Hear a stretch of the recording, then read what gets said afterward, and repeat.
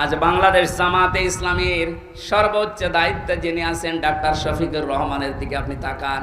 4টা দিন এই লোকটার সাথে আমি এক ঘরে ছিলাম কাশিমপুর কারাগারে। এটা মানুষ বলা যায় না, আমার মনে এটা ফেরেশতা।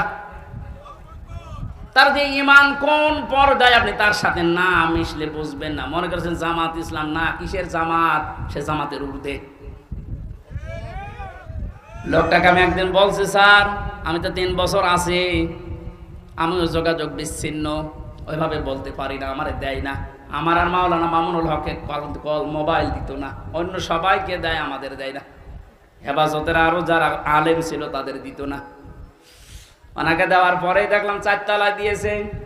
দেখা করতে যেয়ে বললাম, স্যার এখানে একটা উপায় আছে, আপনি যদি অনুমতি দেন তাহলে আপনাকে কারারক্ষীদের মাধ্যমে একটা কায়দা করে মোবাইল এনে দিই, ছোট মোবাইল, আপনি কথা বলতে পারবেন চুরি করে। কি বললে? কার সাথে কথা বলবো, অথচ তার ছেলেটাও পাশের জেলে আছে, তার ছেলেও ডাক্তার, পাশের এক বিল্ডিং পরেই তার ছেলে জেল খাটতেছে। কি হিন্দাল সার্কিয়া, কি শয়তানি নাম, উল্টাপাল্টা নাম দিয়ে মামলা করেছে।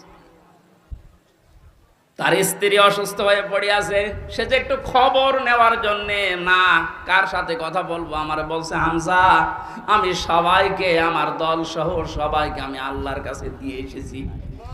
এই কঠিন মুহূর্তে এই কথা মুখ দিয়ে বের হওয়া, আপনি মনে করছেন এ আর কি, আপনি জায়গা মতো জানতো আপনার মুখ দিয়ে কথা বের হয় কিনা?